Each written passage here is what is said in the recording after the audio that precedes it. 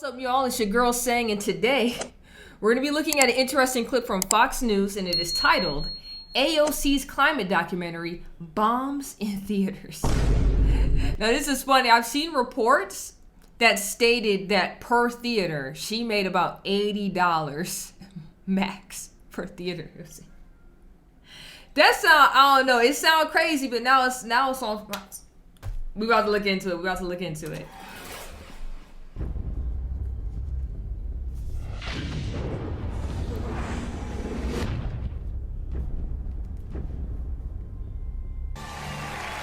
I'm Al Gore. I used to be the next president of the United States of America. Yes, that was Al Gore's climate change movie, Inconvenient Truth, way back in 2006. Now, Congresswoman Alexandria Ocasio-Cortez is out with a new climate change documentary of her own.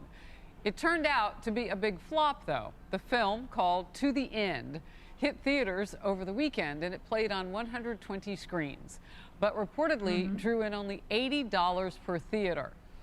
So that wasn't fake. That wasn't fake.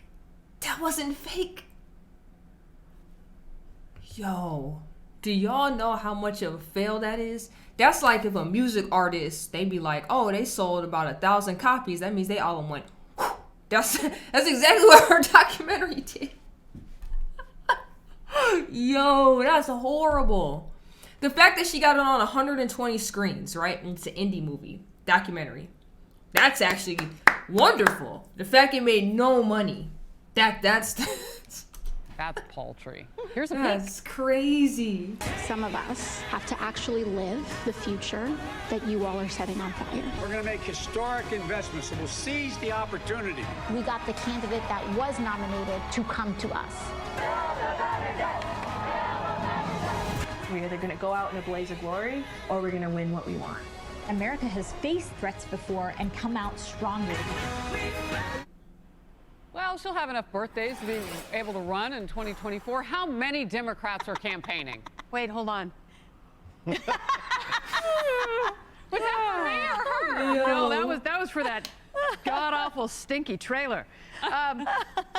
AOC, no one cares. They really, that people are trying to figure out how they're going to buy Christmas presents for their kids. Yeah.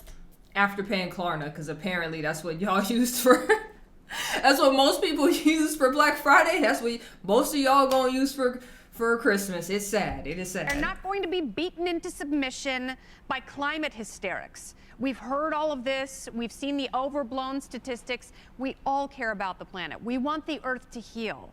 Having said that, she is not a good messenger. And that is not at the top of people's lists. If people want to go to a movie, they don't want to go feel guilty about something. They want escapism. They want to escape from her.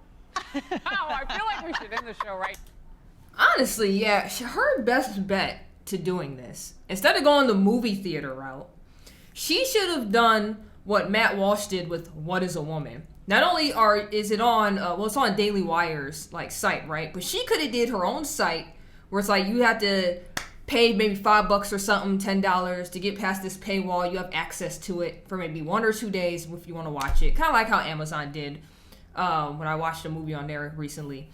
Just do something like that, and then go the college route. And then you can hit all the liberal, leftist, Democratic clubs, and they could have promoted it, just like all the Republican, conservative clubs was promoting What is a Woman. And then you could have got your film seen that way. This route, this is embarrassing. This is a whole L. This is a major flop. She went about the marketing on this completely wrong. Now, it's been great to have you. Wow.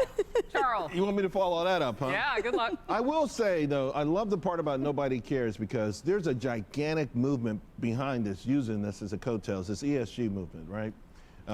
And it's one of these things that's so powerful, particularly in Europe. Trillions of dollars right now are welded to this thing, and it will make or break industries. One of the reasons oil prices are up so high, you can't raise money for oil wells. You know, they talk about not drilling. Yeah. And so nobody cares, and yet they found a way to sort of make this movement so powerful. And the notion is that mankind is bad. It always boils down to one thing. Get rid of people, the planet will flourish, and that's the end. Unless they live south of the border. That's I'm just stating the facts. I mean, there is a lot of population coming. Yeah, no, so I know. Not but the crux of this thing, though, goes back to the 1800s. Part of their plan. And listen, how many times have Malthus and so many people told us we're going to destroy the planet, we'll all be dead, and it's backfired so many times. We wouldn't have the Irish. Yeah, but most of those people have the last name Spielberg or Cameron. Well, those are the great movie makers. I don't know that you could put Ocasio-Cortez in that league just yet, but the message doesn't change.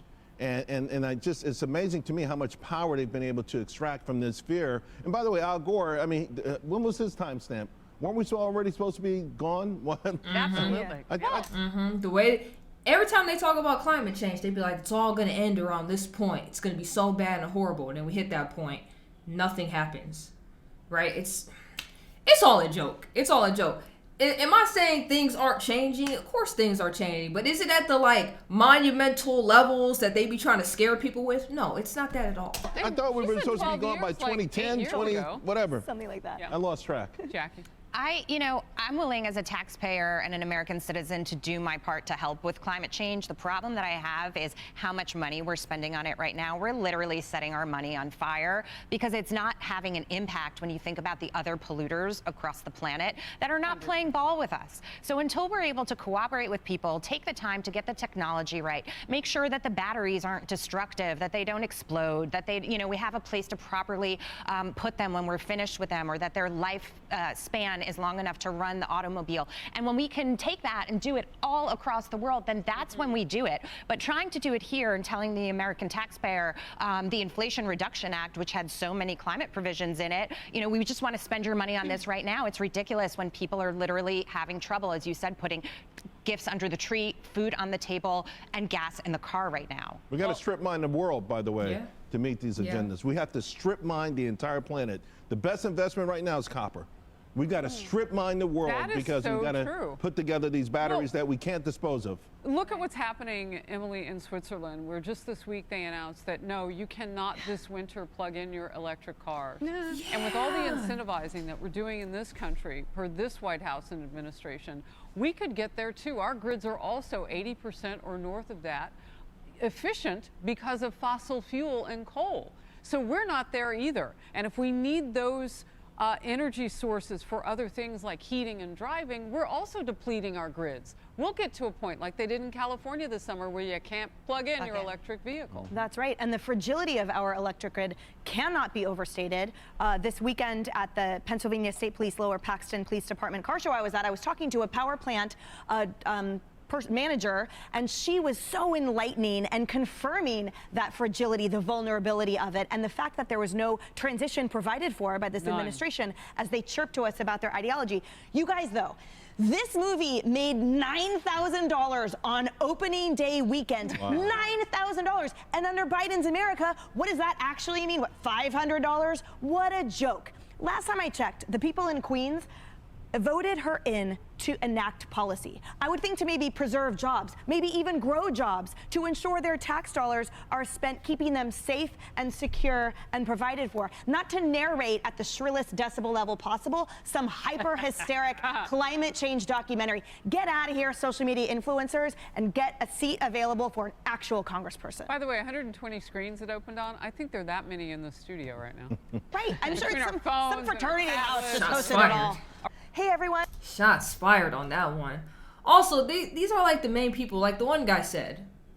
The whole world has to get on the same page about this. It can't just be like one person over here, maybe one country. Everybody has to get on the same page about this, and this is the issue, right? They had a conference recently to talk about this, to talk about climate change. Yeah, you know how many people met in this one spot in a bunch of private jets and everything? Do you think that was healthy and good for the environment when that happened? And then they all was like, yeah, riding on jets and doing this is bad. But they all came there on that. I understand. There's a lot. There is so much that has to change in order for this to change. But her movie, not it. Waste of money. I don't know. Waste of time. And she went about it, like I said, completely wrong. She should have just did what Matt Walsh did. That would have actually made way more sense. But Let me know what you think in the comment section down below. Make sure you like, comment, subscribe, hit that notification bell so you never miss when I drop a video. And until next time, you already know who it is. It's Sang.